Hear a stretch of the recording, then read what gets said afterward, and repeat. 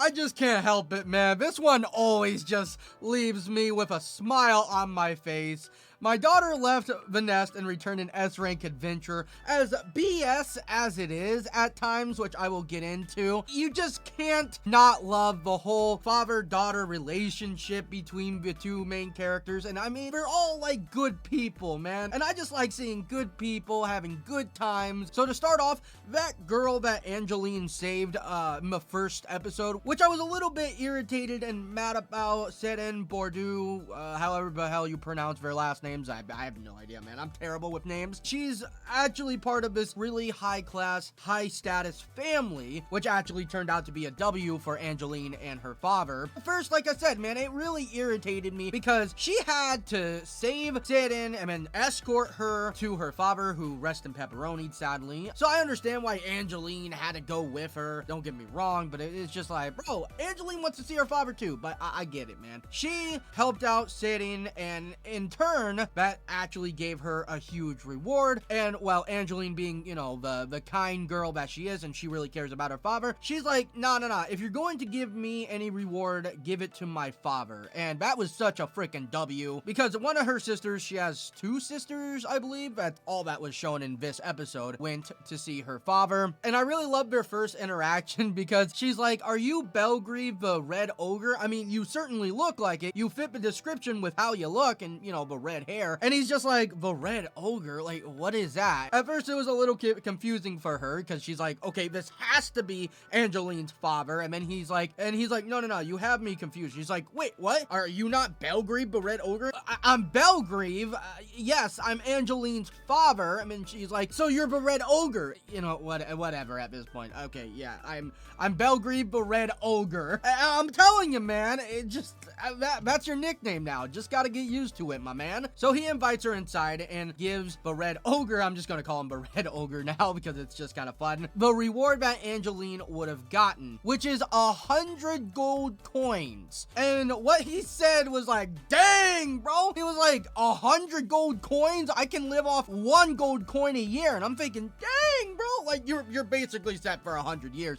Essentially is what he's saying. I mean, obviously, you know, now he has extra money. He can spend that however he wants. And dude, if 1 gold coin is enough to like allow this man to live off a year, yeah, he big chillin'. He's Gucci and Bakuchi now. She gives him the gold coins and he's like, I can't accept this. And she's like, no, you have to accept this or it'll be a disgrace on our family. Please just accept it, my man. Don't be like that. And he rightfully does, but he's like, no, I'm gonna hold this on for Angeline. I'm thinking, one, that's a W thing to do, but at the same time, it's like Angeline wants you to have that money. There's a reason why she didn't accept it and wanted you to have it. After that, she actually asked to spar with the dude. I mean, I get it, you know, to a certain extent. He raised an S-rank adventure, like the literal strongest person, the top dog of the verse, I'm assuming. I mean, the way that we're treating Angeline, it really does seem like, you know, nobody can freaking touch her. So I get it. She wants to take the opportunity, and he's like, nah, I'm not really that great of a fighter. And she didn't really take that as a no. She's like, okay, well, we're fighting anyways. She also does state that she is a AA adventurer. I don't really know exactly how powerful that is. I haven't really looked it up, but I'm thinking A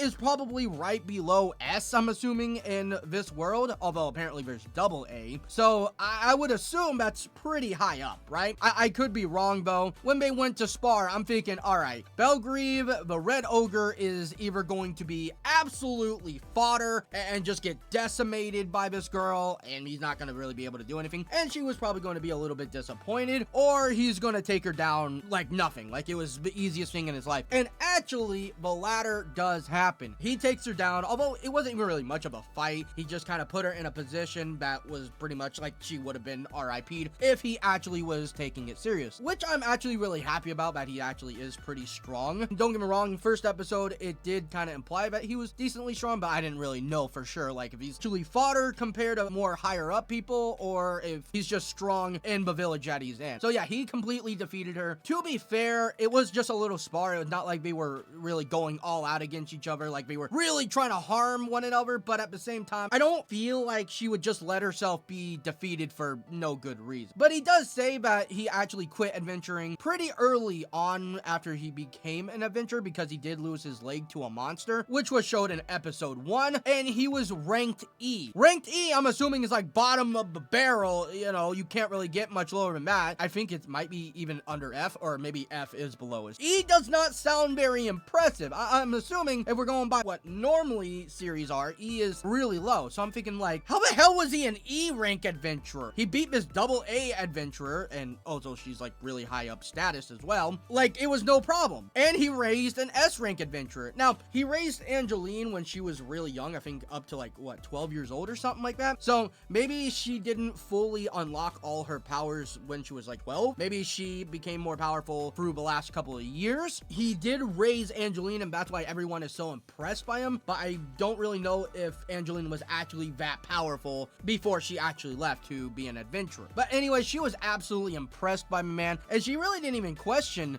too much that he was a E rank adventurer. Now she actually wants to be under his mentorship, so I'm guessing we're gonna probably see a bit more of her from now on. Maybe, I'm not really exactly sure, but yeah, she's like, oh my god, you're so powerful, I need you to be my mentor. And he's just like, I don't really know about that, but she just leaves anyway. And he's like, was this just a dream? Like, was that really real?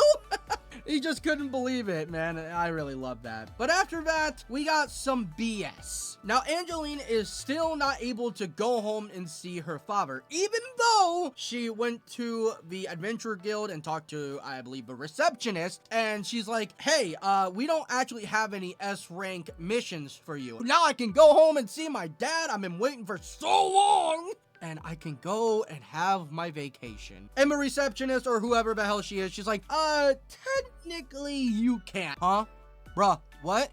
Well, you see, Angeline, there's more monsters coming out than ever, so even though we're all chilling now, we don't know what tomorrow holds, and who knows, maybe the Demon King will rise. Yeah, there probably is going to be a Demon King in this series that she's going to have to fight, but either way, you can't just keep her here forever, right? That's a little bit BS, actually extremely BS. There is no S-rank missions, but because there might be some freaking monsters that will show up, she can't actually leave, which, okay, to be fair, there probably is going to be some pretty strong monsters coming up soon because, you know, it's just part of the story. But I'm talking about the whole principle behind that. And like I said in the last video about this, what if she wasn't there? What if she just, like, maybe not existed, but didn't come to your adventure guild? What would y'all do? You'll just be screwed, I guess. You don't have any other people there that can actually fight these monsters? Only Angeline can take these things down? And I know I'm getting worked up over this, but it's just like, bruh.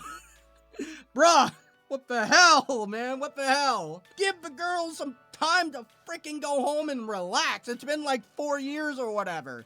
So, the Bordu family, I don't know how the hell to pronounce it, honestly, I'm so sorry. It might be in the series more often than I realized. Okay, at least in the second episode. Maybe we won't see them ever again after episode 2. They seem pretty important to a certain extent, because next, Helvetica, I believe she's the oldest sister, actually comes to the village Belgrieve is in. And when she showed up, everybody was like, what the heck is going on? And the town village chief was showing respect to her, but he's also like, we don't have any like bandits or really bad people in our village that we're just hiding. And she's like, no, I'm here for Belgrieve the Red Ogre. And again, man, he can't escape that name, bro.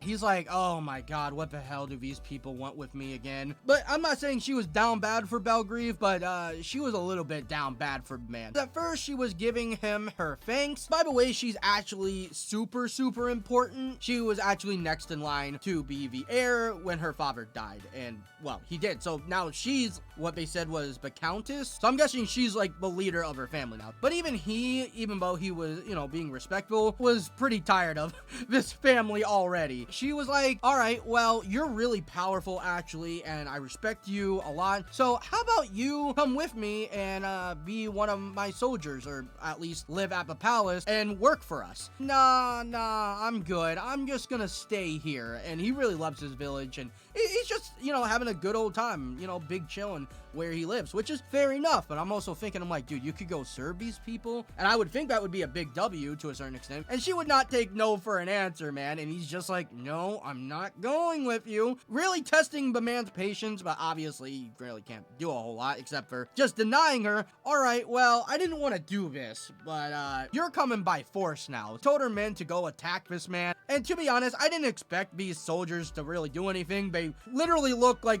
background characters that nobody's gonna really care about, and they're fodder, essentially. They're just low-level dudes, even though, yeah, they're supposed to be these soldiers and protecting this girl. Give them a little bit of intimidation. Gives off this really scary aura and just absolutely paralyze these men. Nah, we're not even going to attempt to attack this man because we will probably rest in pepperoni, which I have to say has to be somewhat impressive, right? Now, I know I just said those soldiers were fodder and they're obviously not going to be able to do anything, but for them to, like, not even attempt to attack this man, even though Helvetica literally told them to, like, she ordered them to take this man by force, has to be somewhat of a feat, right? Has to be somewhat impressive. Or maybe I'm just thinking too much into it. He was not going to budge. He's like, nah, I'm not going. And then this chick actually was like, all right, you know what? If you won't go by force, I'll just become your lover or some BS. I'm like, what the hell? I'm like, dude, she just take no for an answer, damn it. Everybody in the village was like, yeah, you know, that's great. Now we're really gonna have an amazing festival, which, by the way, we're having a festival celebration thing going on during that day/night. She was certainly something. But even though she would not take no for an answer, the youngest daughter, I believe she's the youngest daughter, Serin, who was actually the girl who was saved by Angeline, stepped in, was like, you're leaving this man alone and you're gonna sit in the carriage and stop bothering him. And Serin was apologizing to him about, like, you know, her sister being an absolute lunatic. It seems like Serin is the one kind of holding it down, or at least maybe not in charge of everything, but the one in charge of her sister. At least the most mature out of all of them. I really do love the interactions between the Bordeaux family and Belgrave. It was quite funny to see in this episode. But I hope you all did enjoy the video, and if you did, if you would not mind hitting like and consider subscribing, I'd really appreciate that. Please use code Illya on all G Fuel orders. I would really appreciate that as well. And I hope you all have a fantastic day, night, evening, morning, whatever hell time it is for you. Thank you all so much for watching, and I'll see y'all next time.